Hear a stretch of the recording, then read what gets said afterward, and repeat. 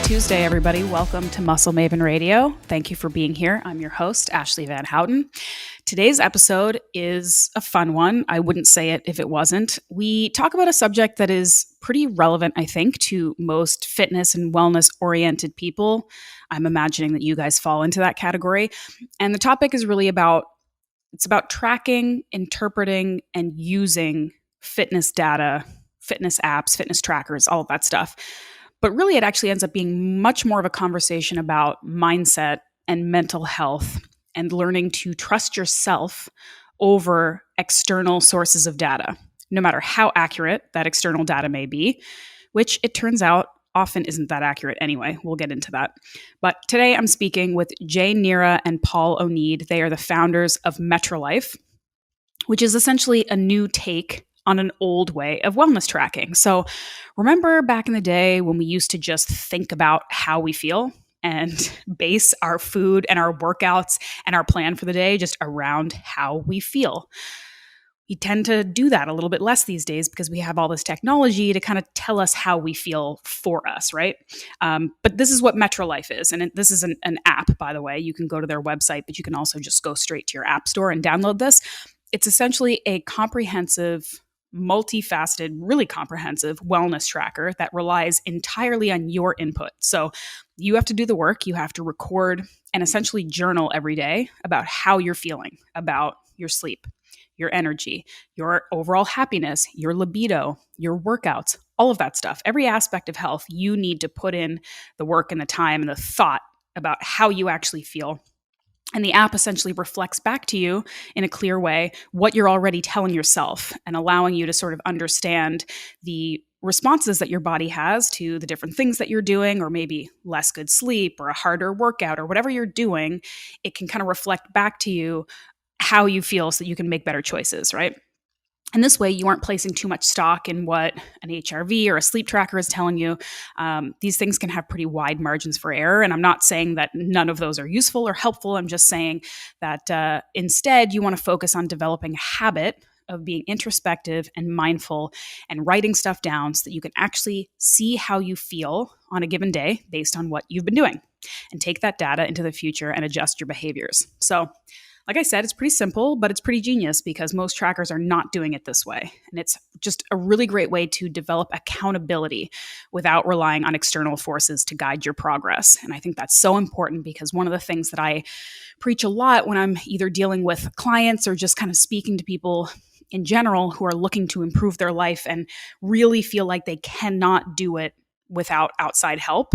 And look, outside help is important. It is great to have external accountability and resources and friends and coaches, but it's really important for us to try to just trust ourselves a little bit more and empower ourselves that we know our bodies better than anybody else, and we have the knowledge and we have the ability to kind of make these adjustments and behavior changes to make ourselves feel better. So anyway, Jay also created a hard copy of this. So he has a STEMS system journal called Sisyphus is Smiling. And that is like an actual physical journal that you can use and buy. We talk about the origin of that. It's pretty cool. He gave me a copy I've been going through. Both of these guys just have a ton of experience in strength and fitness for themselves, for others, coaching. And I have to say, it was really fun and kind of refreshing to have such a candid conversation about feelings and emotions and introspection with two dudes that honestly I don't really know that well. We are mostly Instagram friends before this conversation, but it's just cool to reflect on the journey and the evolution that so many of us take from being young and just recognizing that maybe we want to be strong and look good and pursue these fitness goals, to obsessing over these sort of dogmatic rules that we learn from someone else. And then finally, kind of the evolution of realizing that all health goals stem from our mindset, our behaviors, and our ability to understand and be honest with ourselves. So it's pretty deep. All right. I also want to note before we get into it that these podcasts are all video recorded and posted on my YouTube channel. So if you search Muscle Maven Radio on YouTube, you can go and subscribe there. And you might want to check this one out on video because there is a very cute puppy appearance near the end of the interview. So you don't want to miss that, and you're welcome. And that's it. I hope you enjoy this episode. Definitely check out MetriLife, download the app. I'll put all the information in the show notes for you so you can do that. It might just inspire you to kickstart your fitness goals or sort of restart something if you're feeling a little stagnant these days. So that's that. Enough of my rambling. Enjoy my episode with Paul and Jay. All right, Paul, Jay, welcome to the show. Thanks for being here. Thanks for having us. Thanks for having us. It is ironic that for once I'm actually speaking to people who are in the same city as me, because usually, I mean, how often am I interviewing awesome people in Ottawa, to be honest with you? But we still can't be in the same place. So that kind of sucks, but I suppose this is the next best thing. So thanks for joining in wherever you guys are coming from. It's our pleasure. Paul, are we going to get a beefcake pork chop sighting today or no? So I'm not going to wake him up, but he's sleeping. Towards the end of the podcast, I will introduce everybody. Okay. Because you know the real reason why we're doing this video today, right? Is obviously for those guys. Okay. Cool. All right. Well, before we kind of dive into it, I think it might be best if you guys just take a minute to introduce yourselves, because for those of us who are going to be, or people who are going to be listening to the podcast and not watching it, just to get a sense of your voices. So if you could just kind of introduce yourself and tell us just a little bit about who you are, and then we'll dive in from there. Canadian standoff. I'm Paul. I know. Who's going to be more polite? Yeah. So I am Paul Oneid. I am a co-founder of OneLife Inc. with Jay, and I live here in Ottawa, Ontario. I work as a functional rehabilitation specialist. During the day, I'm also a powerlifting strength coach and nutrition coach online. Mm-hmm. Hi, I'm Jay. I'm also a co-founder at OneLife Inc. I own a CrossFit and powerlifting gym here in Ottawa. I used to powerlift. I no longer powerlift. I used to also bobsleigh. I always find that fun to say because it's very random. I wrote a journaling book, which we put out recently. And Paul and I are just trying to kick some ass. Hey, there we go. Good product placement.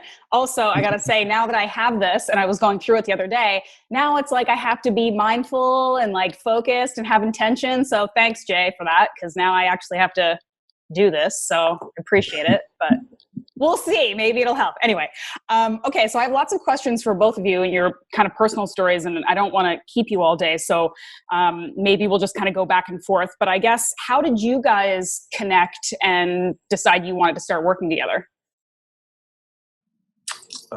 So I was working as a strength coach in Tampa, Florida, and in Pittsburgh, and I was a GA, a graduate assistant. So as soon as I finished my degree, I got kicked out of the country, and I was still competing in powerlifting, and I wanted to continue training. So a mutual friend of ours named Shane Church, who used to be a very highly ranked multiply powerlifter, said, "Hey, I want you to come train with me. We're going to train at noon on Saturday at Dynamo Barbell." And I was like, "Oh my God, like Dynamo Barbell, doesn't Jay train there?" And he's like, yeah, he's going to train with us. I was like, okay, cool.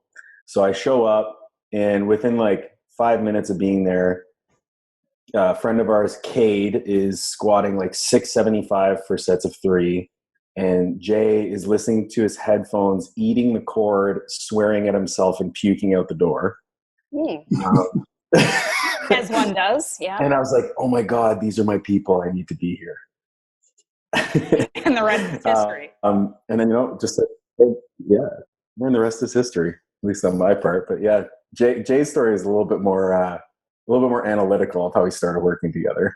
Yeah, the throwing up thing. Go on. Okay, so whenever I lift heavy, basically anytime I get above 545 and I put that belt on, I get like a little bit of a reflex, and then I kind of gag. I don't throw up. I just gag over a garbage can. And then I'm fine for the rest of the workout, right? And that's it. Happens all the time, freaks people out at powerlifting meets. I don't know why Paul brought this up. You just got to get it out of the way. You got to get a couple gags out of the way, and then you can get to it. And then I feel great. And then everything's awesome. Everything's normal. Well, Paul was training at he was training at Dynamo for a while. He had been working, he went to Queens. So this is after a couple of years from the story Paul just said. He was strength conditioning coach at Queens, and he had come back because he found it not very rewarding for the amount of work he was putting in. And I had this idea that I've been sitting on for years, pretty much since I've been bobsledding back in 2005, and I really wanted to move on it. I just saw, things are starting to move in this direction. This is where we got to go.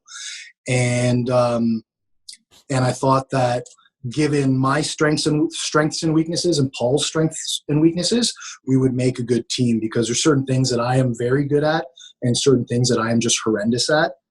And Paul kind of fills those gaps. So primarily for me, it's like I suck at administrative work. Mm-hmm. And Paul is good at being like, you listen to any of his podcasts, he's a very organized and disciplined person with that stuff. And I was like, okay. And then, so I was like, this is going to work on that end. And then obviously Paul has the same, has a very good education in the field. So I knew it would be a good fit. And then from there, we just kind of decided to go with it. And it's been years now that we've been kind of just kept growing with the same idea and expanding on it. Okay. I'm going to ask you guys more about the business first, but Paul, what exactly is a functional rehabilitation specialist? So I work for an insurance company here, actually a multinational insurance company. And essentially I coordinate treatment plans for individuals trying to get back to work off of disability. So I act kind of as a subject matter expert. I review treatment plans, make recommendations to providers, and then I work with employers to make sure that any accommodations required are adhered to. So it's quite rewarding because you're, getting people back to work, getting a big part of their identity back. And, it's definitely a far cry from strength and conditioning where, I cut my teeth. I went from dealing with 18-year-old kids who don't want to run hard to 55-year-old grandmothers who don't want to leave their home because they're agoraphobic. So yeah, that's intense. I mean, I suppose it's also the difference too between dealing with like high level athletes and you're going for performance goals versus like, let's get this person relatively pain-free. Yeah, exactly. Functional. Yeah. Okay. But that fed in a lot to the business too, because like there's a skill set that you need to be a strength and conditioning coach at a high level. And a lot of that does carry over to that population and vice versa. So I'm finding myself, the tools that I've learned in my job have carried over to my coaching endeavors and have fed in greatly to MetriLife, our product, because the mental health is such a big component of performance at any high level. So the better you understand one, the better it feeds into the other. And you can bring in elements from training towards a mental health intervention as well. Everything works together in synergy. Mm-hmm. So Jay, which came first, the company MetriLife that you guys founded or your journal? The journal kind of came out of an idea for the app. Okay. So we were looking for features to add to the app. We wanted to get journaling into the app a lot more. Mm-hmm. And I kind of had this idea with STEMS journaling. I got it from a guy named Nathaniel Brandon, who I think he passed away in 2013. But he had used a lot of sentence stems, and I wanted to test it out with the app. So I did a little project on the side through Instagram. I had 43 people that I was emailing these stems to daily, practicing different variants, as you've seen in the book, different ways of getting people to use the stems. And I got a lot of very positive feedback from it. And some of the feedback was, this is great, but I don't like inputting it on my phone all the time.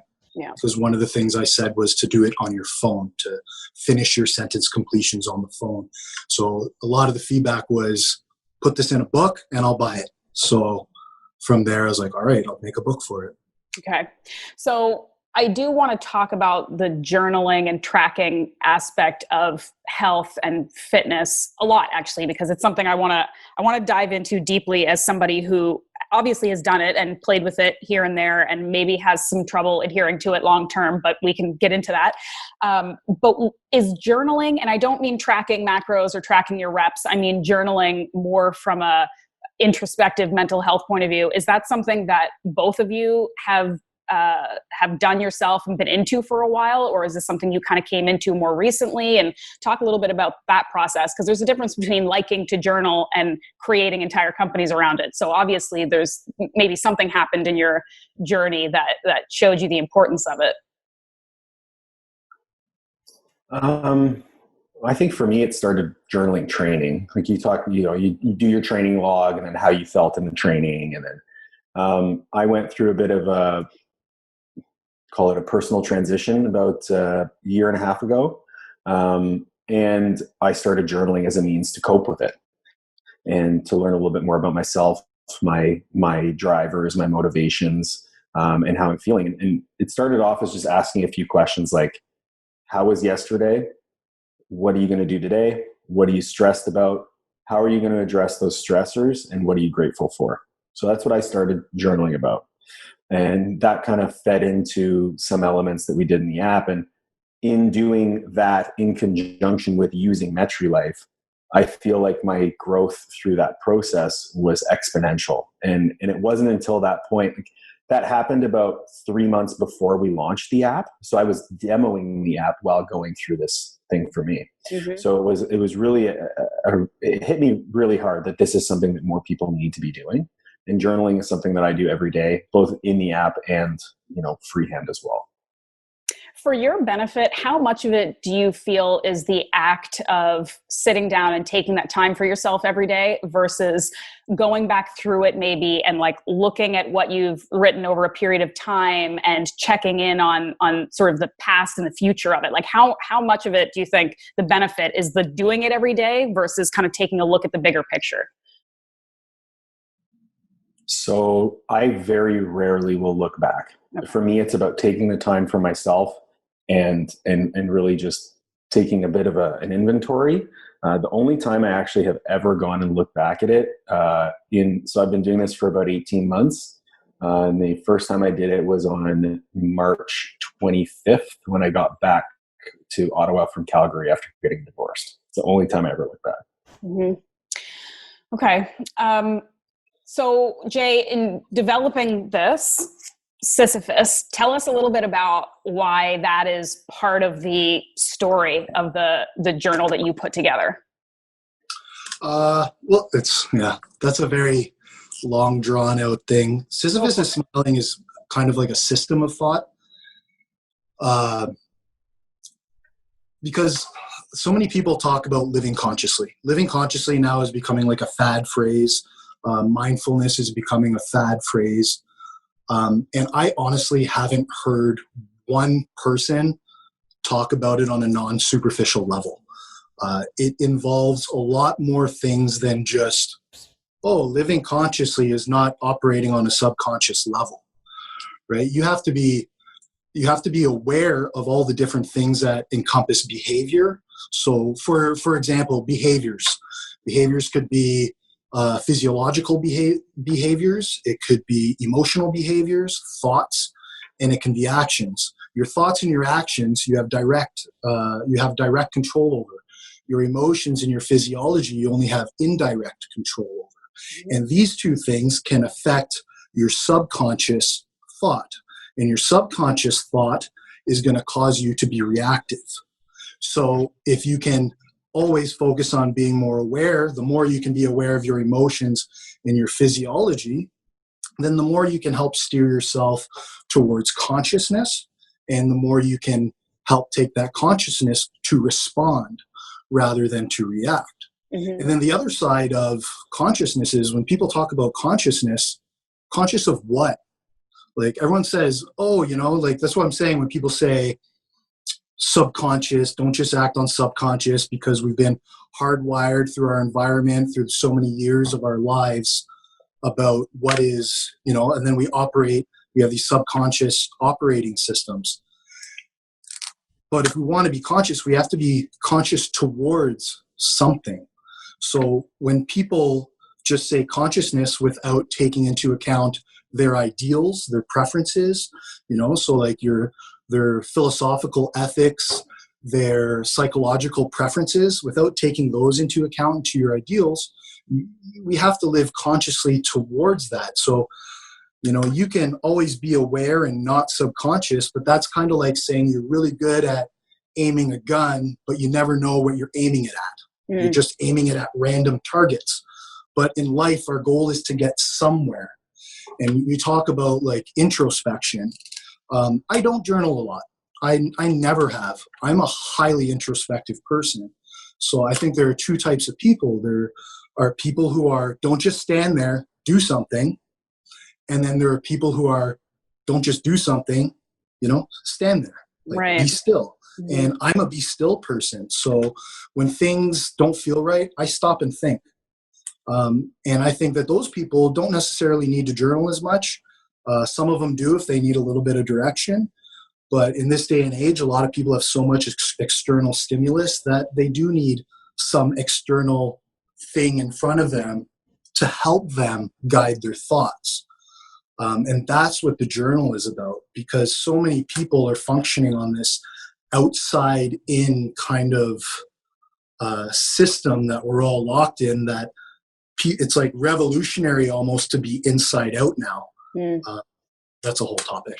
It's funny though that this line of direction here, because I want to use what you just said as an excuse for why I don't journal that much, because I consider myself a very introspective person, like someone who's in my head all the time. And as a writer and the kind of work that I do, I live a lot of my life in my own head, which I think can be good in a lot of ways, but it also can be problematic too if you're either too externally focused or too internally focused, maybe to a certain extent. And there's maybe a part of me that feels like taking the time to, even if I am somebody who's always kind of working the gears inside, to put it out into a journal, because it almost makes it a little bit more real or a little bit more definable. So I don't know. I feel like it could be beneficial for both sides, right? Definitely. I didn't want to say it wasn't beneficial. I just meant it was more beneficial. Like for me, it definitely materializes things. Once it's in front of you and you're looking at it, like introspecting is one thing, reflecting is another. Yeah. A lot of people can introspect, but how many of people, after investigating what's going on inside of them, take the time to reflect on it? And by reflecting, I mean to integrate it into what you already know about yourself, to what you want to do, to where you want to go. How do you make it fit the big picture of your life? Mm-hmm. And that's what reflecting is. And I think when things are written out in front of you, it can definitely help catalyze that kind of thought process. Yeah. I like also the concept you were talking about, sort of not just using the word consciousness as a buzzword, which a lot of people do now, but actually making it make sense for you, and this sort of consciousness of having a goal or having something that you're reaching towards, not just being conscious or being fit for being whatever for no reason. But I think that one of the things you talk about in sort of like the summary here that I really liked was the idea that end goal also isn't your life, or it isn't who you are. It's this process of getting there that is really crucially important too, and being present during that process. So I ask a lot of really ambitious, high functioning people this, because I feel like it's an issue for a lot of people. Knowing the balance between having this goal and being super, super focused on it and doing whatever it takes to get to this goal, without sort of forgoing every other aspect of your life in the process while you're working towards it, and being okay with it going slowly, or being okay with stopping at this step in the process and enjoying that moment before you get to the next. It's a conversation I have with Ben all the time on the Muscle Intelligence podcast, is like, how do you keep that ambition and that focus while still kind of maintaining a balance and being okay with just being on the journey, So you talk about having this consciousness towards a goal, but Sisyphus is also talking about he's happy because he just knows that his job is pushing this boulder up the hill. There isn't an end to it. He just keeps going. So how do you kind of like reconcile those two things? Well, Sisyphus... So Albert Camus's myth of Sisyphus, I can't speak right now, but for Albert Camus, I always say Camus, but his idea is that like the world doesn't make sense, right? He has this whole absurdism going on, and the world is irrational. So Sisyphus only has this. There is no real, like, he's trying to get to the top of the mountain, but what does that mean to him? He's he would be one of the ones who haven't defined their goals. He hasn't defined his ideals, the type of person he wants to become. He's just happy to be pushing something up. So for them, the struggle alone is enough to fill a man's heart. Having something to do almost, not even necessarily a purpose. Sisyphus is smiling is more, you always have this is your ideal, this is who you are. And you are always striving to get to this ideal. And even as you get closer, it's not even, I don't even think of it as the boulder rolls down. I think of it as, you get a little bit better, and maybe you push your ideals a little bit farther so that you want to get a little bit better. And then you just keep going, right? And the struggle builds strength, and the climb yields character is about, every single time you force yourself to level up, obviously you're going to get better as a human being. You're going to get a little bit stronger. And the climb yields character is about, you're getting higher, you're gaining new perspectives with all this effort that you do to better understand your life, right? And to act in accordance with that understanding, to act with integrity, is going to give you new perspectives and help you understand yourself and others and the world in general better. So that's what Sisyphus is smiling is. It's kind of imagining, like, I don't care where the actual top is. I just want to keep leveling up. That's perpetual personal evolution. I'm just going to keep getting better. It's not, oh, my goal is to get this and it failed and I still want to get here. It all stemmed from the original thought, stemmed from powerlifting, which is every time you get a total, you're not satisfied, right? You always want to get better. I could have squatted 850, benched 600, and squatted and deadlifted 850, all at 220, which would be like the best in the world ever by far. And I would still be like, I got to add 30 pounds to each of my lifts in a year, So it kind of stemmed originally from that. And then as I kind of kept reading and studying my philosophies a lot, it just kind of like worked into that, because everything's an integration. Yeah. So that's where it comes from. It seems like this is why I'm not cut out to be a really good athlete, because I totally hear what you're saying, but I've always been one of those people who's like, once I hit like kind of a decent goal that I've set for myself, I'm just totally fine and I leave it alone forever. Like when I was like in my CrossFit days, I was like, all right, when I can string together a couple good muscle ups, when I can get like, when I can deadlift twice my body weight, like I'm fine. And I kind of am. So I've talked about this a lot before. Like I appreciate being a well-rounded person, somebody who's like kind of knowledgeable about a lot of things instead of very knowledgeable about anything. I think it's important for there to be people like us, but I've also always felt like that mindset has kept me really from being great, because I'm just not willing to put in the work, I guess, to be really good at anything. I'm just like, I'll be kind of good at this and then I'll move on to the next thing. But it takes all kinds, right? We're okay with that, right? Right. No? Okay. For sure. Yeah, I mean, it could be worse. I got a couple muscle ups under my belt. Okay. Anyway, moving on. Okay, so Paul, you wrote a blog post for the MetriLife website that I wanted to talk to you about because I like this concept. You were talking about freedom to you means being present. Yeah, and I want you to expand on that, because as somebody, and I think that a lot of people can probably relate to this, that I have actually gone out of my way to not be present in a attempt to feel free. You know what I mean? When you're going through some shit that you don't enjoy, that's something that's miserable that's happening, and you're like, just get me out of this. Some kind of escapism. Maybe I run away. Maybe I read a book. Maybe I go do something different, whatever. Just anything to be outside of the present moment that I'm in. But you're kind of taking the opposite approach to that. So can you talk to me about what that means to you? Yeah. So I will preface this by saying that my default is what you're saying. Yeah. I think most people's default is that, though, no? Maybe. I don't know. So like, I know for me, through my learning about myself during this process, it's definitely been a matter of getting my thoughts, feelings, and actions to align with one another.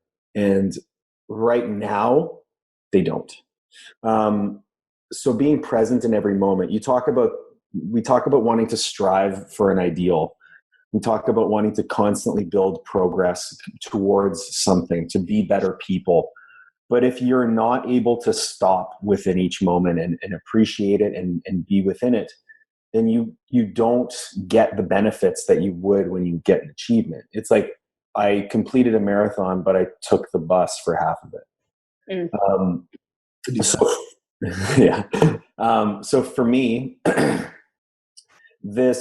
my default is whenever I'm super stressed or unhappy, I default to extreme productivity.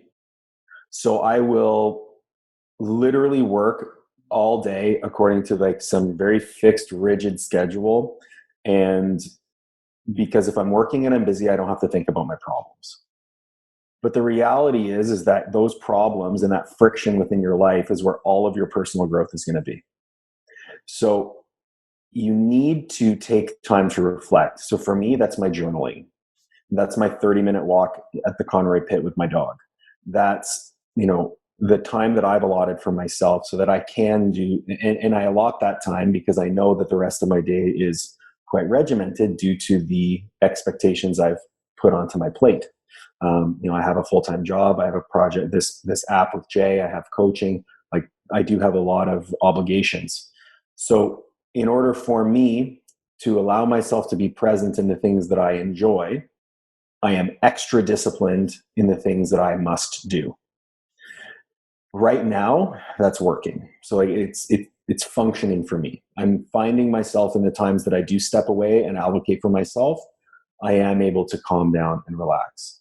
But it's a process, just like everything. I've said, like, I used to write a blog for another website, and I always just say that progress is a process. It never stops. And for me, right now in my life, with the transition that I've taken, moving across the country, changing up my lifestyle a lot, it's my goal right now is to find more moments within my life to be present within.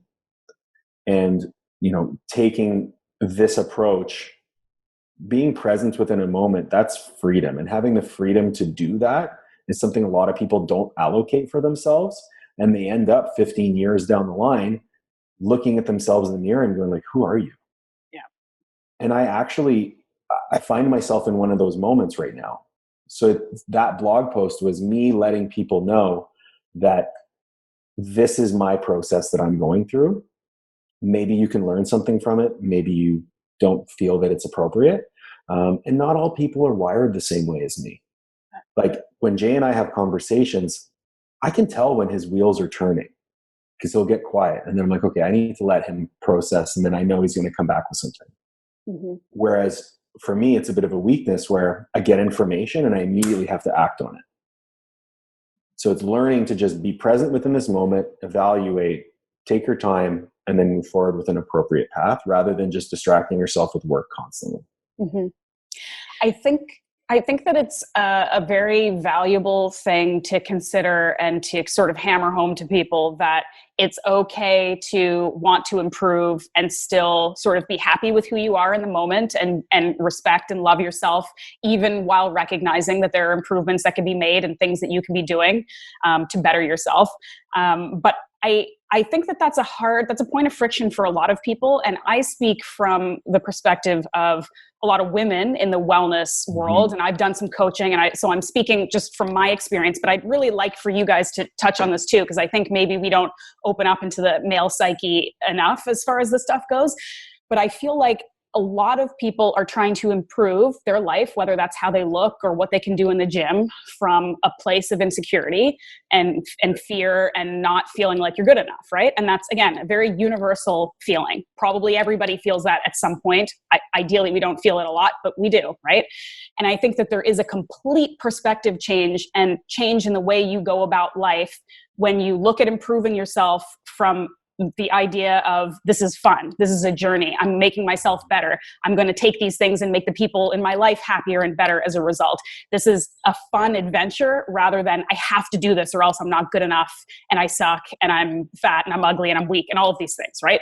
So how can we, for people who aren't born with self-esteem or maybe didn't get that kind of support or love or baseline of confidence, and they're just trying to catch up, how do we instill that in people? How do we tell people that it's okay to want to improve and get better and keep going up that hill, but to not hate yourself in the process and not think that until you get there, you're not good enough. How do we do that? And is that something that you guys have had to kind of overcome or work on yourself?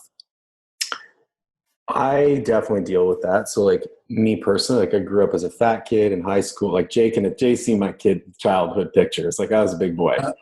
Paul's father said, like verbatim, when Paul was a boy, he put a strain on the economy of the family. Big eater, right? Big eater, yeah. Strain on the economy of the family.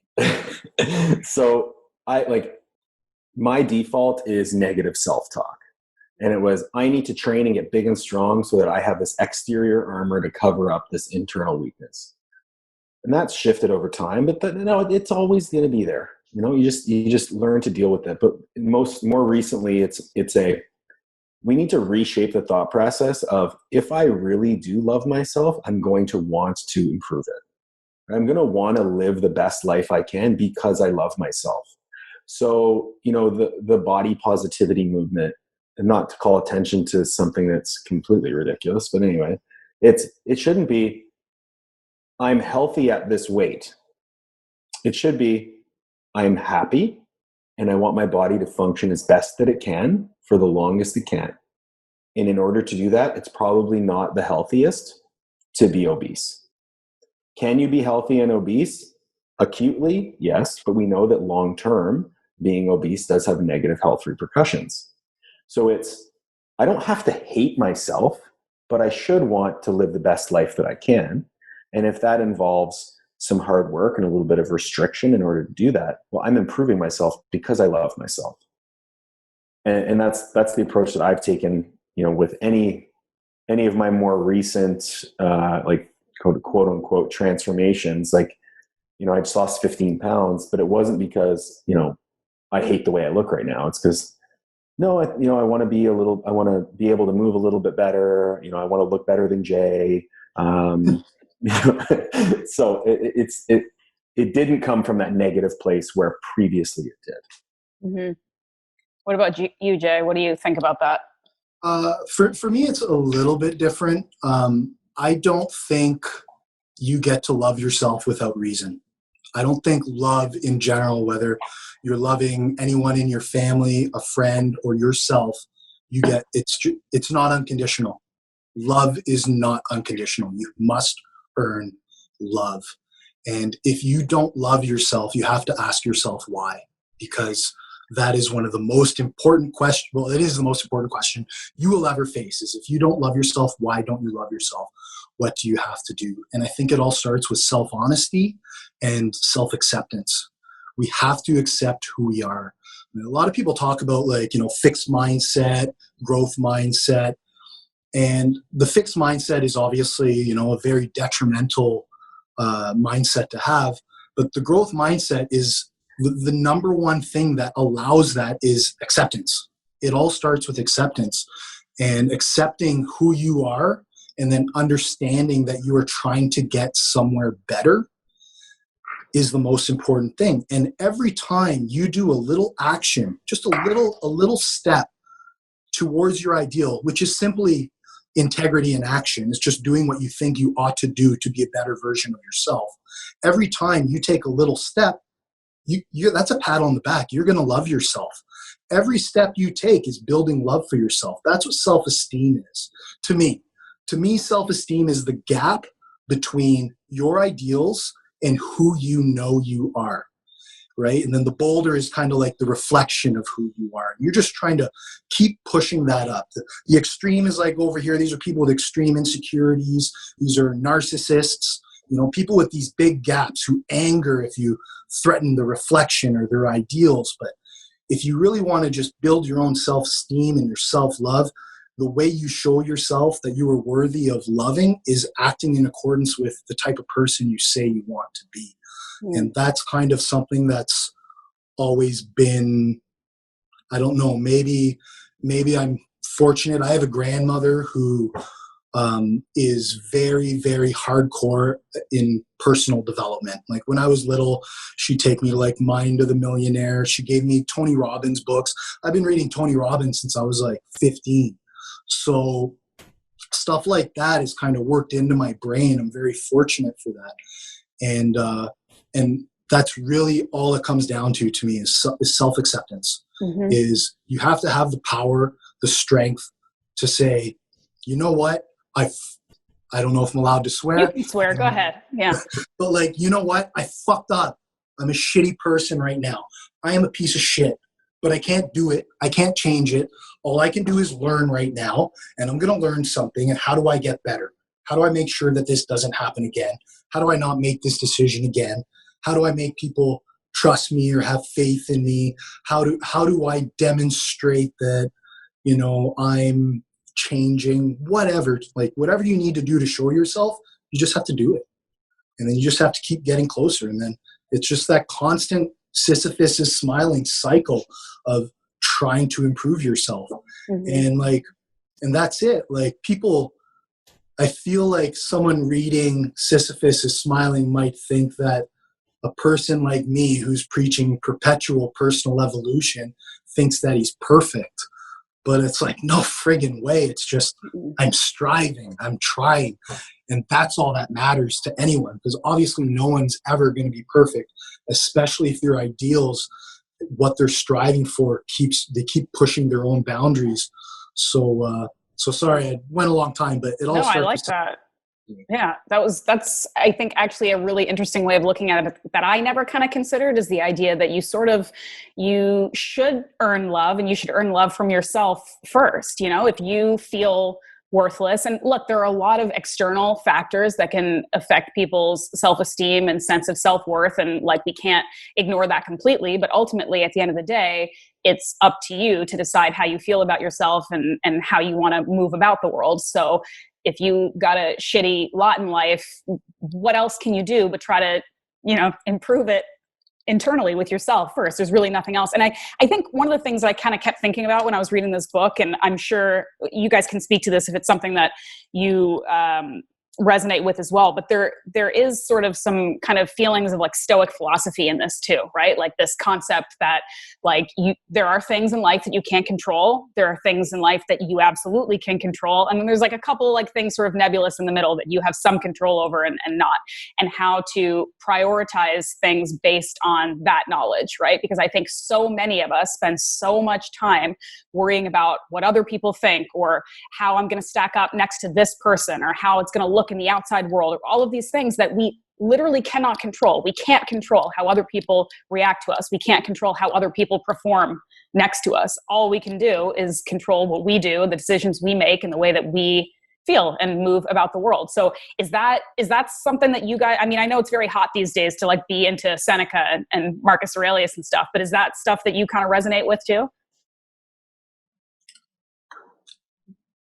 No, I'm going to let you answer it because it's going to be good. A lot of Stoicism resonates with me. Everything in my brain, every thought process I have bases from philosophy. And to me, Stoicism is to philosophy like go in the ocean, hold your breath, and see how deep you can go. Okay? Holding your breath. That's Stoicism to me. Philosophy is having, you know, a submarine and being able to deep dive and introspect and investigate in all the different ways. Or it's like being a huge sperm whale who can go super deep, right? Like that's philosophy, that's introspecting. It's many layers upon layers of thoughts and integration of ideas. Stoicism, I love the idea of enduring and perseverance, you know, the controllable versus the uncontrollable. But I absolutely hate how it has become so popular and people call it philosophy when it says, Marcus Aurelius, don't argue over what is good, just be good. Because that's too general, you think? Or like, well, how do you be good if you don't know what it means to be good? I just talked about defining your own ideals and striving for it. Mm-hmm. Well, Stoicism saying just do your ideals, just focus. Well, how do we define what is good? There's so many things we need to do to define what is good to us. Yeah. Right? Like, are you a utilitarianist or an individual? Because then all of a sudden it's completely different. Yeah. So in that regard, I love Stoicism in the sense that it gets a lot of people thinking, a lot of thought-provoking things. Like doing this daily Stoic is awesome for people because it gets them expanding on a thought that they wouldn't have necessarily thought about otherwise. But as far as building philosophy goes and getting deeper and building the layers, like I just talked about, like behaviors and all the different types of behaviors, your ideals, how they come from psychology and philosophy. And I've talked about self-love. All these things are connected in a system, right? But in Stoicism, they're not even trying to address any of this as a whole. It's just, well, be good, man. Be good. So is it almost like a philosophy? I mean, Stoicism is if you like this term or not, like sort of a arm of philosophy. It's a type of philosophy. It's one approach to it, right? Where maybe something we could be striving for is trying to create our own philosophy based on sort of reading and understanding and introspection, because any philosophy, any religion, any real like way of sort of being in the world is going to be specific and is going to be a little bit of a tunnel excluding other ways of thinking. So maybe it's more helpful to kind of take all of these different bits and pieces and this reading and this understanding and kind of try to create your own philosophy, but with, you kind of have to have some sort of framework to begin with, right? Like people have to do a lot of reading and a lot of work to even understand what philosophy means. I mean, like you said, this is sort of like a gateway for people, right? Like Stoicism is like an easy, understandable gateway to figuring out even how to think about life, right? Yeah, it's definitely a foot in the door. And I mean, as far as like philosophy goes, like even just the definition of what philosophy is, philosophers would argue about. Yeah. Right? Like that's a whole thing. So it's kind of funny because like even no one can even define philosophy. But to me, it's just the clarification, the identification and clarification of ideas and the integration of those ideas with your current understanding. Yeah. So that is every bit of knowledge that you take in, it either fits this closed system without contradictions in any way, which is just logic, empirical evidence, and logical reasoning. It either fits the system or it doesn't, right? So it's just like your knowledge base is just this pyramid that just keeps getting bigger as you add stuff to it. Mm-hmm. And that, to me, is what philosophy is about and why it's so important. Because everything, like a person should be able to learn from anything, like literally anything. When they say a wise man can learn from a stupid question, like I had this awesome, like, Paul, you might like this actually. Mm-hmm. I had this awesome like psychology kind of like epiphany with my son. He's 2 years old and he's like 27 months old. And like 5 months ago, he was taking these huge temper tantrums. He was angry. He's just getting super angry because he doesn't know how to express himself. So he's flipping out. And you try holding a kid who's almost 40 pounds and doesn't want to be held. He's falling all over the place. He's hitting my face. Like, it's awful. And then around when he turned 2, he just stopped. And he starts depressing. So all of a sudden the kid's just, when he doesn't get something he wants, he just depresses. And I'm like, wow, this is really interesting. Like, because I'm noticing now for a long time, he hasn't taken a temper tantrum in a long time. He depresses. He gets sad. So when we're looking at this, it's like, wow, babies, newborns, when they're born, they get very angry. They take these crying fits when they need something. And people come rushing in and then, oh, maybe he's hungry. Maybe I need to change his diaper. Maybe I need to hold him. And we just start guessing. And then hopefully most of the time, the baby's needs get met and the baby stops crying. As a baby gets older and he's getting to 2, the pictures in his head of what he might want are kind of getting bigger, but he doesn't know how to express himself. Right? So he gets more frustrated. And then he realizes that angering doesn't work. It just doesn't work. It's inefficient, and it often makes the situation worse. Oh, my parents seem stressed out and I'm not getting what I want. So subconsciously, they start searching for these different types of avenues to kind of get what they want. And then they depress. So they start to depress. And what does depressing do? Well, one, it controls your anger, which stops you from getting making the situation worse, right? And it also gives you a little bit of time to think about how to express yourself better, while at the same time acting as a stronger cue or a stronger ask for help, right? So most people, us, we have a subconscious tendency to depress when things aren't met. Some of us, will anger and jump to angering right away, and it makes a situation very worse. Arguing with people like that is very, very counterproductive. But a lot of people tend to depress. And when we look at people who are depressing, so I just said, talk about getting the solution fulfilled, it gives them time to think and to ask for help. So some people might have aspects in their lives that they're very unhappy about. They subconsciously depress, but they never resolve the issue, and they get stuck in this loop of depressing because maybe the help they got wasn't what they wanted to hear. Maybe the solution that they've come up with, they're scared to try it and fail because failing will feel even worse than just continuing to depress.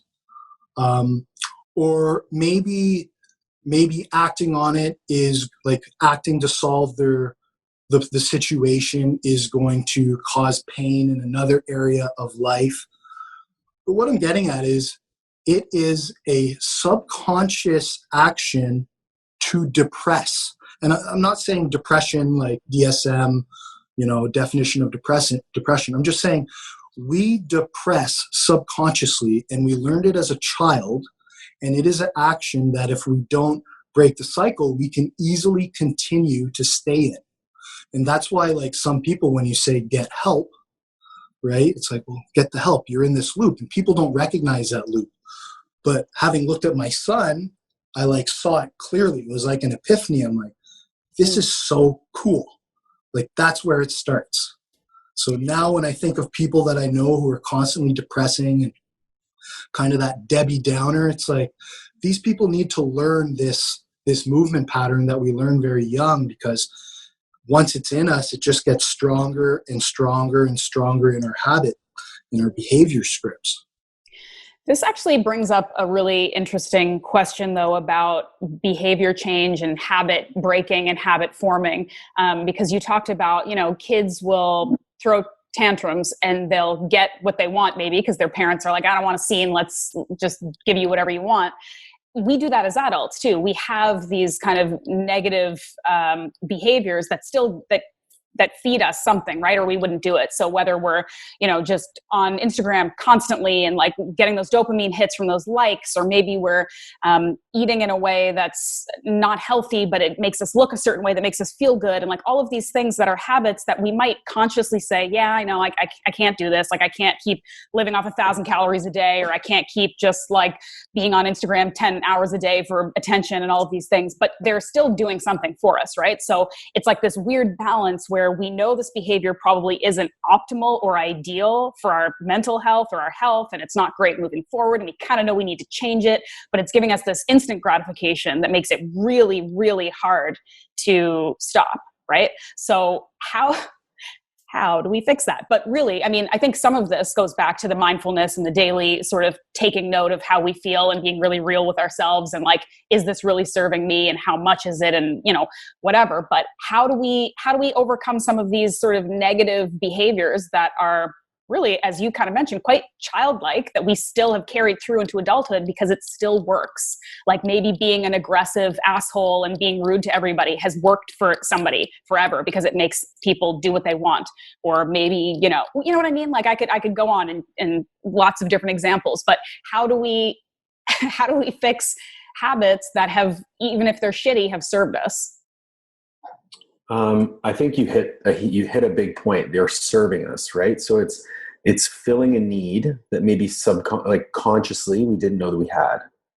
And that's if you've ever read the book Lost Connections by Johann Hari, he speaks about the different connections that we have to either social or behavioral or environmental cues or environmental stimuli that we otherwise normally would have. So we search for filling that need within other areas. And then that leads to depression, and it leads to drug addiction and things like that. So these negative behaviors serve us because they fill a need. So the question then needs to be, what need is this filling? So if it's, I'm constantly like on Instagram checking for likes, that's an external validation. It could be an indication of low self-esteem. It could be an indication that maybe you're not getting the validation from your partner that you would like to get. There is some underlying need that isn't being filled. So you find a coping strategy that works. That person who gets super angry, maybe they're getting super angry because they can't accept blame for something they did wrong. So they externalize that anger or that angst onto somebody else. So it always starts with awareness. So why have I deemed these to be unhealthy or negative behaviors, quote unquote? Then it's, all right, what is my ideal? Who do I want to be?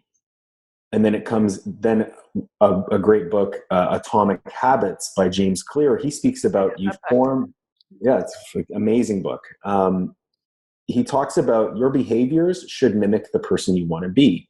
So it shouldn't be, I want to get good at running, I'm going to do this. It's, I'm going to do this because that's what a runner would do, and I am a runner. So then if your ideal is X, and then you know that you have to do A through Y, something like that. No, A through whatever. No alphabet today. You have to Letter before you X. have to get from all of the alphabet to X. That's a lot of positive steps that you could take. That's a lot of pats on the back. It's a lot of positive reinforcement. And it's through those little steps and reduced friction through each one where you're able to strive for that ideal and get closer through your behaviors. So behavior change always starts with awareness. And then it becomes a recognition of what you need to do or who you need to be, and then you can start to work backwards. Okay. All right. Let's actually talk about the app, because I've been having you guys talk about feelings for a long time, which I'm really impressed by. But let's talk about the app, because it's much more involved and comprehensive than most kind of tracking apps or even journaling apps or anything that I've ever seen. So I'd love for you guys to kind of just talk about how you developed it and why, kind of your elevator pitch, like why this is different than other trackers that people may have used in the past. Go ahead, Paul. I talked a lot today. I actually really enjoyed it. So MetriLife is, our tagline is that it's an intelligent approach to living healthier, living happier, and living stronger. And the reason why it's an intelligent approach is because you're the one in the driver's seat. So you're the one who's introspecting and saying, how am I feeling about these metrics? How am I feeling about my sleep? How am I rating my mood? How am I rating my appetite based on your subjective scale? Then it's providing a grouping of tools, both active and passive, like it's giving you feedback, to form associations between where you are right now and where you want to be. Mm-hmm. You're getting reminders and recommendations that are providing you cues to guide your introspection. So we notice that your wellness and your appetite are low. This is how these two things interact. Perhaps you should look here to see how it's affecting your life. None of what we do is holding your hand. This isn't a Whoop band that tells you how prepared you are regardless of how you actually feel about your day. This isn't an Oura ring that tells you slept great even though you woke up tired. This is a reality check, a look in the mirror to see where are you today. And then it's a helping hand to guide you along a journey that you're creating for yourself. I love that, because one of the challenges that I've had with different trackers in the past has always been just what you said, where people tend to rely too heavily on the data and then stop paying attention to what they're thinking. And it seems like you've kind of cut straight through that by creating this place to put data, but it's only what you're thinking. It's not what an app is telling you about how you feel, right? Right. Yeah. Like so much stuff. Like I touched base earlier today on, like, we live in like an outside in culture. Everything, there's so much external stimulus coming at us at all times, like especially now phones, and the technology is just so amazing that we're in this outside in, and so we always look for the external for our answers. You want to answer to something, go to Wikipedia. You want your heart rate, grab your Fitbit, your Apple Watch. You want your not really your HRV, but go to your Whoop or your Oura Ring. You want your self-esteem, go to Instagram, as we said earlier, right? Like, it's always like this external thing going on. We're inundated through technology. We're inundated with so many external connections that we lose this connection with the inside. We don't look inside, and that's almost where the revolutionary act is. That's almost the new way. And like you're saying, we're talking about what are we thinking, like you just said. No one focuses on that. Yeah. And just the mere act of answering some of these questions gets you to think about it. And that's the awareness. Yeah. Right? And then we help you recognize it. And that's it. That's it. We're helping you recognize it. We're helping guide you. But when we look at like these other things, and I don't want to like pick on Whoop too much or anything, but if it's an external stimulus, then the recommendations that it's given are only in the context of what it's collecting and what it's capable of. So like, it drives me crazy when I see people post their Whoop recommendation to get like 12 hours of sleep. Like, are you kidding me? Go to bed at 10 and wake up at 10. Okay, I guess this person doesn't have a job or kids or a life. Anything to do, you know, it just doesn't make sense to me that this takes context, takes information, and in its own perspective is going to tell you how to live your life, when the perspective should be coming inside out, right? Yeah. Instead of this one thing right here looking at you. Well, it doesn't get this angle, this angle, this angle, this angle. It's not getting a full snapshot of my life. Yeah. Like, even with a Whoop band, man, we're going to get sued by them if I make fun of them too much. They're not a sponsor. It's fine. But even with like Whoop, like, so one, it's not even taking your heart rate variability. It's taking your pulse rate. But how is it taking your HRV? When is it taking it? It's taking it when you're sleeping and when you're in deep sleep. So sure, it's fairly accurate, but what's the algorithm for figuring out when you're in deep sleep? And maybe something can change that. I just saw an article, I think Simon Hybrid posted it yesterday, Paul. Mm-hmm. He posted something, and it was talking about how all of these wrist and arm-based trackers, at best, at determining how much energy output you have during exercise, at best, they're 27.4% wrong at determining. And at worst, it was like 94%. Yeah. Which, like, on my Fitbit, like, you wouldn't believe how many 40-minute workouts where I've burned like 800 calories.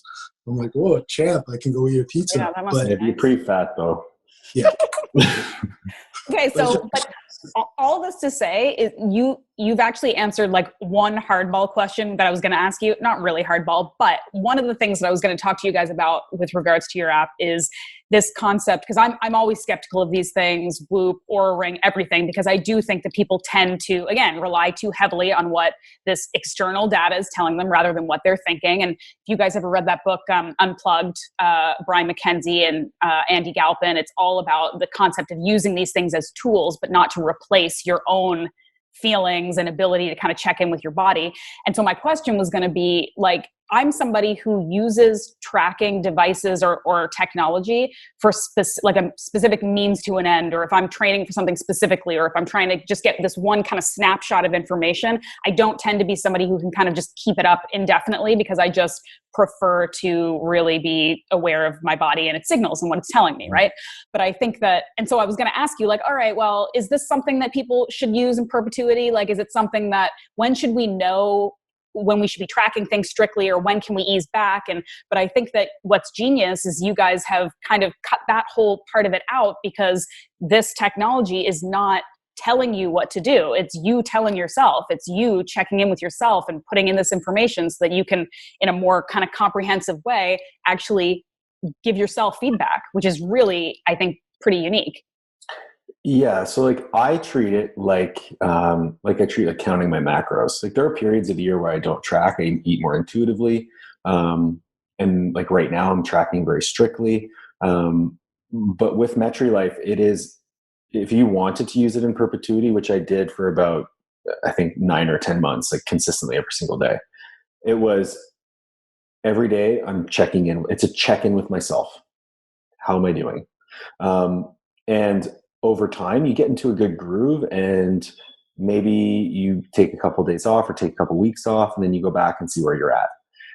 It is one of those tools that I will be using as long as we have it on the market, because I just see the value. I use it with my clients, and I use it with like all of their daily, like weekly and daily check-ins.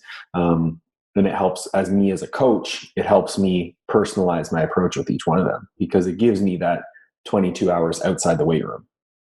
And it's that, to me, that's where MetriLife comes in, because these external things, like say you had a competition today and your HRV was super bad, you still have to compete. Mm-hmm. You still have to show up. You still have to do your best. So what is that one rating telling you? Really nothing. And it's also a lagging influence, or it's a lagging metric. So by the time your HRV is bad, previously to that, you were either overtrained or overstrained or under recovered, whatever you want to call it. So what if I know exactly where I'm at every single day? And then on days when I don't feel great, I can look back and know exactly where that's coming from, because I can see the relationships. I can overlay it in a graph and see, okay, there's a 75% relationship between how stressed I perceived my workplace and how intense I perceived my workout that should have been easy. Mm-hmm. Well, now I know that I need to manage my workplace stressors, or on days when I'm very stressed, I need to adjust my training. Jay spoke about this on our previous podcast, was like, we always look at like how we can adjust the training to accommodate the lifestyle. If we're training for competition, that training's getting done. Mm-hmm. So how do I accommodate the lifestyle to let me train the way I need to? That's where we come in. We're like, we can shift in either direction.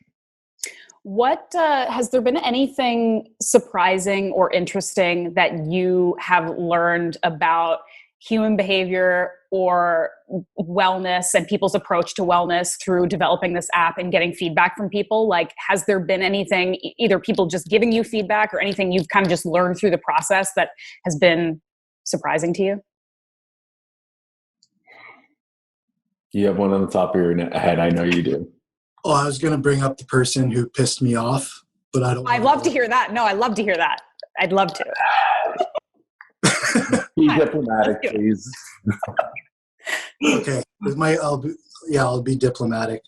There was a person who complained that, so they got they input their score and they got a low score, and they gave us a negative review, and the negative review was something along the lines of, I don't need to be told I'm having a crappy. What was it, Paul? It was something along the lines of like, if I'm told I'm having a crappy day, it's going to shape the way I look at my day anyway and make it even worse. Yeah, and like that kind of goes to the like outside in, inside out. But it's like that person to me is a lot of what's wrong.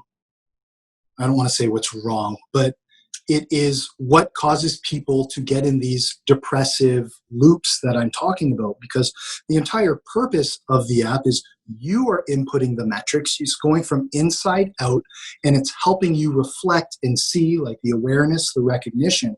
So that right there, it is the tool to help you gain self-acceptance so that you can see where you are on the map.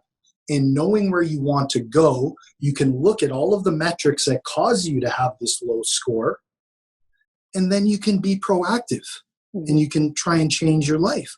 But instead, this person chooses to say, well, I know I answered all of these things and it gave me a low score, and now I'm going to look at this low score and use it as an excuse to make my day worse.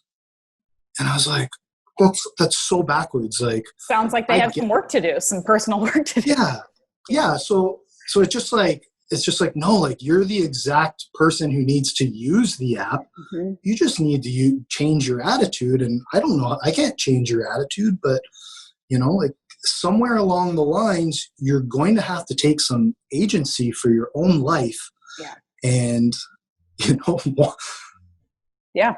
I'm trying to be nice. We did this on a podcast and Paul brought it up and I had forgotten about it, and I was not friendly to this person because it is, to me, a very disgusting way to live. It's a very sad way to live for me. And Well, yeah, just, I mean, it does kind of seem like this person was just like sort of hoping to be fed a bunch of fluff or good news to motivate them. I mean, and some people need different types of motivation at different times in their lives. Maybe somebody just needs a pat on the back and not real information. I don't know. Maybe that's where they were, but I agree with what you're saying, though, that like that person is exactly the person who needs to kind of get a little bit more real with themselves and pay attention to the information that they're getting in the app is the information that they put in and is being reflected back to them. So if they don't like it, then they can work on it to make a change. It isn't like a prescription, right? Yeah, they tried to like shroud it in this nocebo effect. So you tried to outscience me. There are some things in my life I'm very confident about. The likelihood of you outsciencing me is probably quite low. Mm-hmm. So he's like, oh, it creates a nocebo effect. And I was like, well, by your logic, any type of tracking device could create a nocebo effect. Yeah. Because if you had a low HRV, even though you feel great, you might be like, oh, my HRV is low, I'm going to train like crap. So it's always there. But it brings up this whole overarching theme that for me, what I've seen that's most surprising is how resistant to friction people are.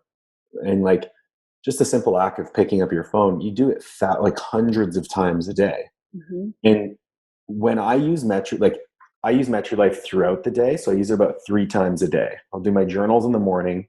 I'll input my activities around lunch. And then before I go to bed, before I shut off my phone, I'll do my activities and I'll put in my metrics for the day. In none of those do I take more than 3 minutes.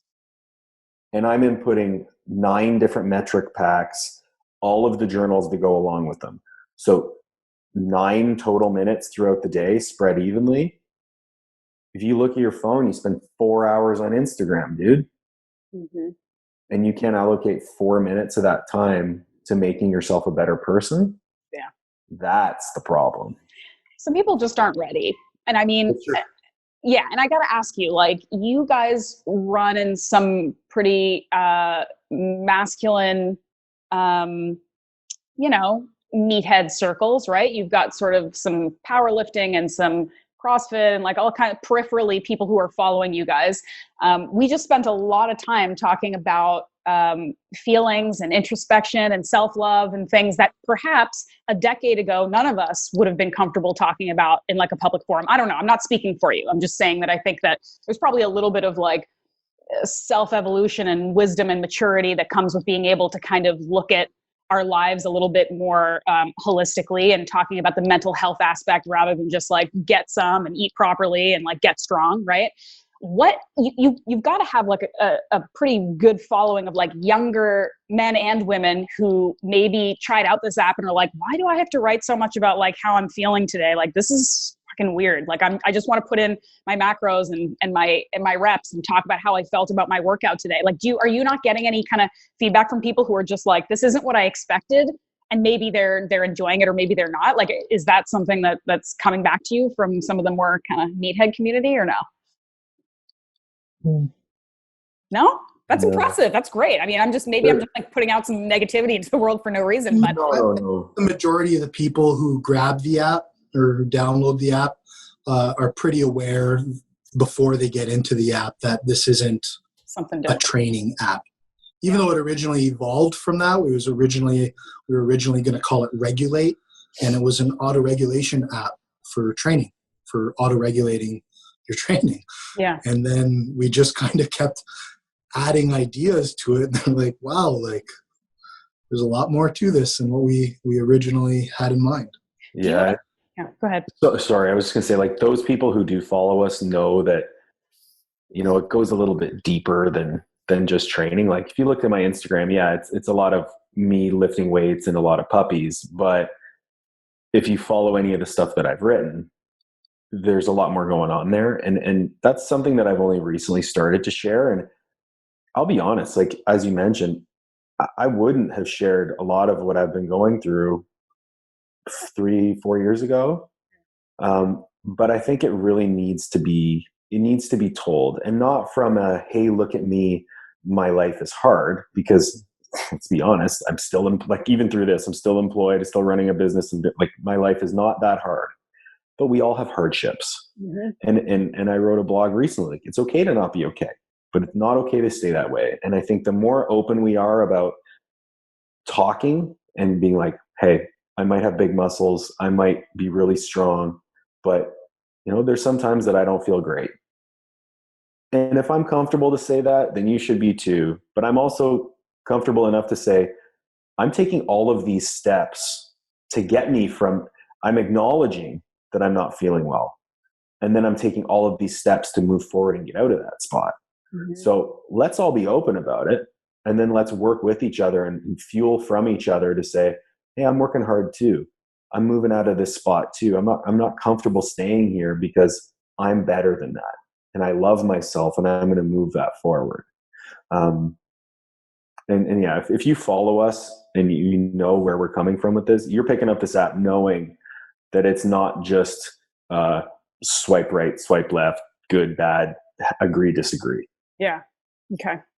Do you do you have a sense of the demographics of like who's downloading it? Like, do you have any idea of like general age range, like men and women? Are they international? Do you have any kind of sense of that? I'm just curious.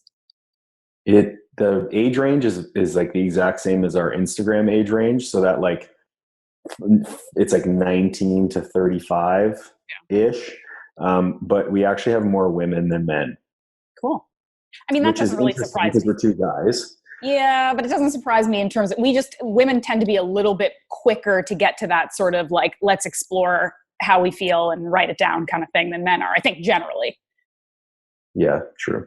And maybe more encouraged to do that too. But I think that, people like you and just this industry in general is starting to change a little bit and be a little bit more open to the reality that men also have emotions. I think that's an important thing to talk about.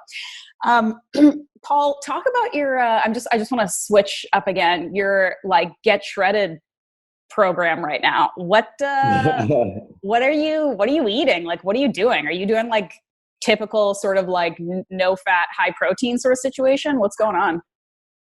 So honestly, okay. So this started, I had been perpetually injured for the last like 5 years. 2 years ago, I injured myself and I dieted down. And I did it very much like a bodybuilder. Like I had a meal plan, very low calorie, lots of cardio. I couldn't really train for strength because I tore my quad. I got really shredded, but I was weak as a kid and then I'm very exhausted. This time I competed twice last year, made some progress. I'm healthy. I was like, yeah, I want to get lean again. And like selfishly, it's like, oh, I'm single. I want to look good. So, I mean, why not? So I reached out to a friend of mine, Simon Chang, and I was like, hey, I just need someone to tell me what macros to eat because I make good food choices anyway. I just need you to kind of moderate my intake. And my tendency whenever I diet is to go way too quickly, just drop my macros to the basement and get it done. But with him, like I'm still eating. I started my diet around like 3,500 calories, which is my maintenance. I'm down to about 2,850 right now. The only cardio I do is I get between 10 and 12,000 steps a day. And on my 2 non-weight training days, I do like some sort of 30-minute WOD on top of that. And that's purely because I enjoy doing that. I've lost 15 pounds. So I'm sitting around, it's funny, I'm sitting at 220, which Jay and I have a rule. 220, you're just a big woman. You can't go under 220, you mean? Like if you're under 220?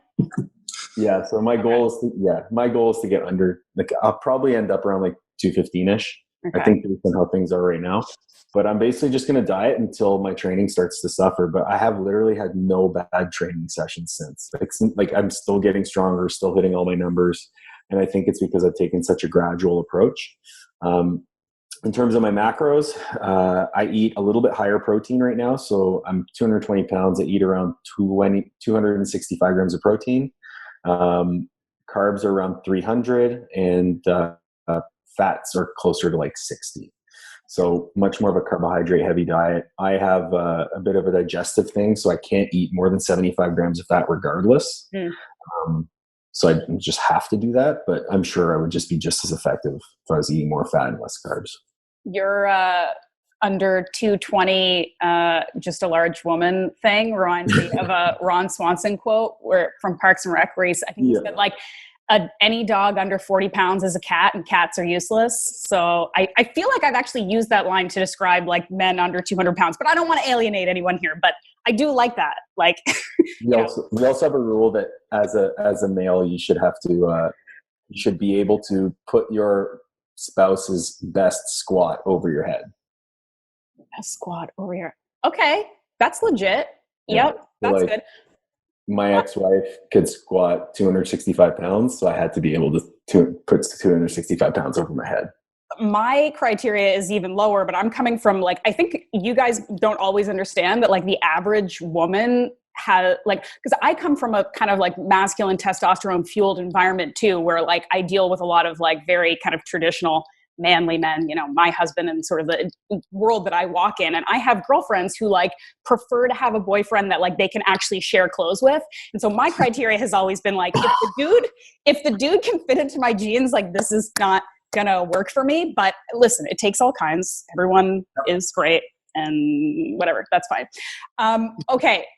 Imagine getting ready to go out to see a movie and you're like, babe, have you seen my jeans? Yep, I'm wearing them. Yeah, if I can like put on your hoodie and it doesn't look like I'm wearing a kid's, I'm like a kid playing dress up, like this is a problem for me. Like, of course I'm not like a super large human being, but okay. So I don't want to keep you guys forever. I really appreciated this conversation. It could go on probably for a lot longer.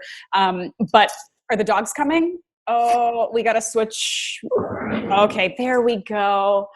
Pork chop? That's pork chop, right? This is pork chop. Yeah. Hi, pork chop. You're the cutest baby. Is he happy? It's a he? He's a he, yeah. And he's doing well at home it's only been a couple days, right? Yeah, he's settling in. It's been interesting, bit standoffish. So I had a French bulldog, and he passed away a week after I moved home.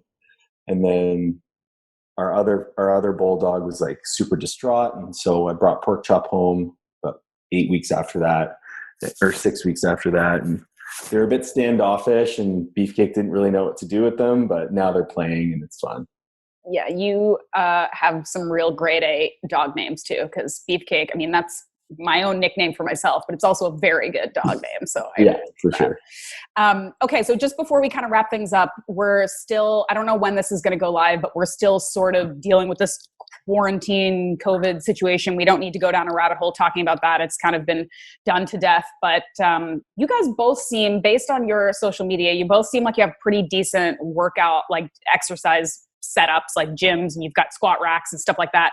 Have you been adjusting your training significantly, not being able to be in a gym? How do you feel about your training and your strength and your fitness, and how you feel about all that during this time? Go for it. It sounds weird, but I love it. I love training by myself. I love not having any distractions.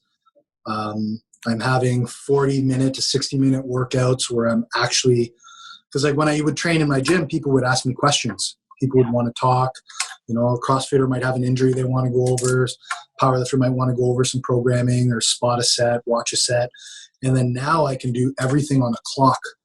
I can do this, like I'm doing all these different EMOMs. It's kind of CrossFit style, but not CrossFit.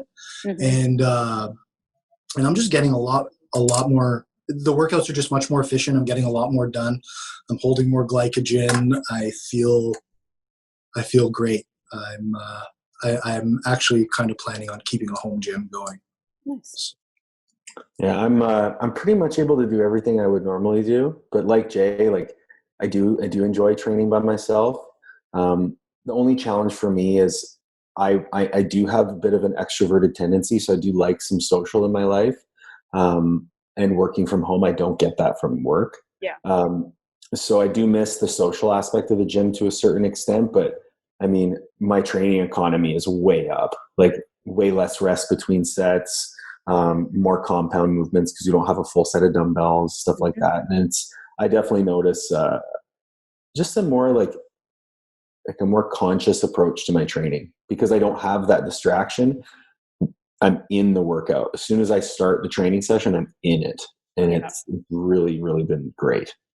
Yeah, that's a good point. I mean, I kind of feel the same way as you, Paul. Like I work from home. I work kind of for myself. I can go like weeks without interacting with people if I want to. And I actually do that pretty frequently, and I'm definitely an introvert, but I like to be around humanity. I like to sort of have like humanity like wash over me. I just don't want to have to interact with them. Like that's why I actually love big cities. Like when I'm not here, I'm in New York because I just love being around the energy of people without actually having to maybe talk to anybody. So that's why I do like the gym because I don't get, talked to that much. So I can kind of just like ignore people, but like feel the energy of having people around me. So I do actually miss that. But like you said, I think I have an okay kind of gym setup and I don't need a ton of heavy weights, but I really have been doing sort of shorter, more concentrated, but more focused movements. So I feel like I'm getting more out of less these days, which is kind of nice.